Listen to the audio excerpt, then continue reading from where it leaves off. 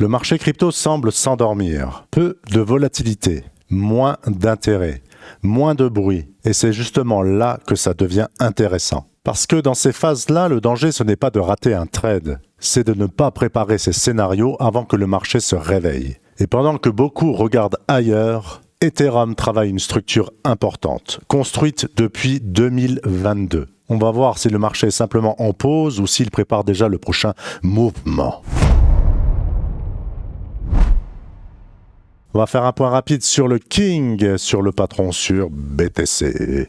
Le plan de fond n'a pas changé, cette moyenne mobile 50 qui matérialise très bien cette tendance haussière ici. Je suis en mensuel, on peut constater ici une belle réaction. Le mois n'est pas terminé, le mois n'est pas clôturé, donc cette bougie ne l'est pas quant à présent, mais on a tout de même une réaction qui vient sur l'ancienne ATH ici. Je rappelle la règle, ancienne résistance cassée peut faire office de support jusqu'à ce que ce soit brisé, cassé, clôturé en dessous, ce qui n'est pas le cas quant à présent. Donc la structure reste solide, certes plein été, manque de volatilité, on manque de 109, mais la vraie question ici, aujourd'hui, maintenant, now, n'est pas uniquement BTC, mais sur ce qui se passe à côté. Et à côté, on regarde la paire Ethereum-BTC. Pourquoi? Parce que Ethereum évolue toujours ici sur des niveaux historiquement bas, historiquement faibles d'Ethereum par rapport à BTC. Regarde, on est sur des niveaux ici. Ce niveau-là de l'année dernière, c'était le niveau de 2019. Ici, ce niveau-là, quant à présent, c'est le même qu'en 2020. Donc, on est sur une zone, je rappelle tout ça, c'est une zone plutôt basse, une zone, en étant optimiste, d'opportunités. On a également cette trend, cette oblique baissière qui dure depuis août 2022, qu'on n'a toujours pas brisé, mais dans un scénario optimiste, ici, on serait susceptible de marquer un point bas, plus haut que le précédent. Bien sûr, il faudrait quelques bougies de confirmation, mais on ne va pas forcément attendre. Je veux te préparer à ce scénario, à cette éventualité, car quant à présent, maintenant, on a une sortie, on a une cassure par le haut de cette oblique baissière, d'accord, qui est à prendre au sérieux. Là, on a, si tu vois les tentatives précédentes qui ont été très rapidement avortées, là, on voit qu'on a quand même quelque chose de pas mal ici. Et tu vas constater dans quelques instants que par rapport au dollar, on va trouver quelques convergences de signaux qui sont plutôt intéressantes. Face au dollar, Ethereum reste sur des zones importantes ici. Tu peux constater un support annuel ici. Également, voilà les mêmes zones que 2023. Pour l'investisseur de long terme, on a une réaction forte ici. Là, on n'est pas revenu sur le point bas extrême des 1400. On est revenu sur les 1521 $ exactement. C'est le bas de cet immense range annuel dont la borne haute se situe ici autour des 4000 à 4800 $.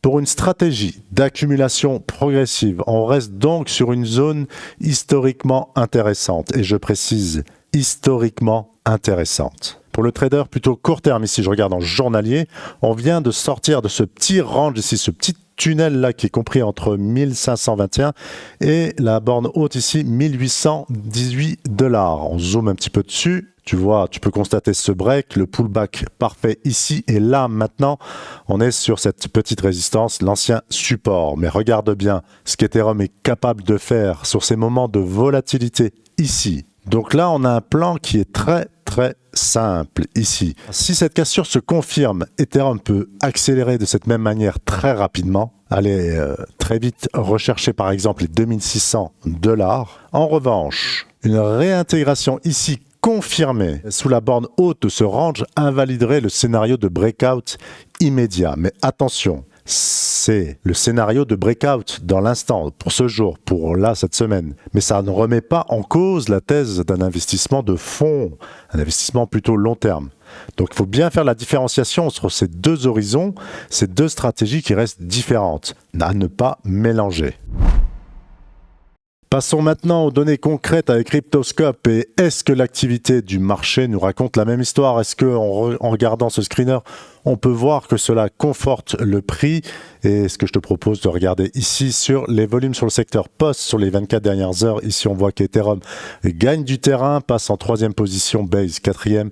Et pour la petite anecdote par rapport à ma dernière vidéo, Robinhood 5e position ici. On regarde la TVL là, number one Ethereum toujours et encore rien de nouveau sous le soleil. Mais là, au niveau des améliorations sur les dernières 24 heures, on peut voir que on a une évolution positive d'Ethereum qui nous confirme tout cela avec un gain d'une place, ce qui est relativement rare concernant Ethereum qui était un petit peu endormi ces derniers temps.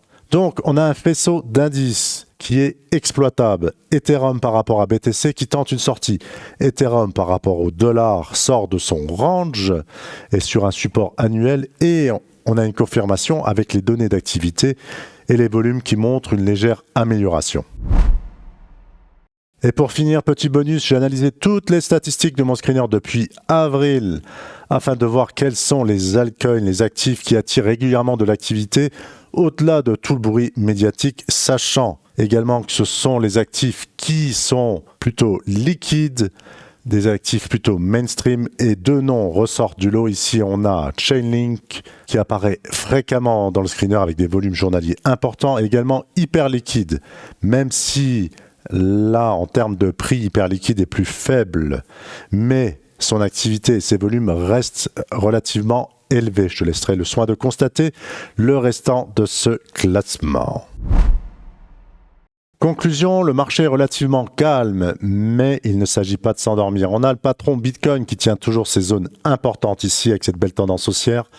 Ethereum par rapport à BTC qui tente une cassure majeure par rapport au patron. Également sur ce support annuel, ce petit range avec cette cassure par le haut. Et en parallèle, certains indicateurs d'activité ici, comme avec les volumes et la TVL, où on a de nettes améliorations concernant Ethereum. Rien, certes, n'est confirmé définitivement, bien sûr, mais on a quand même une belle convergence de signaux.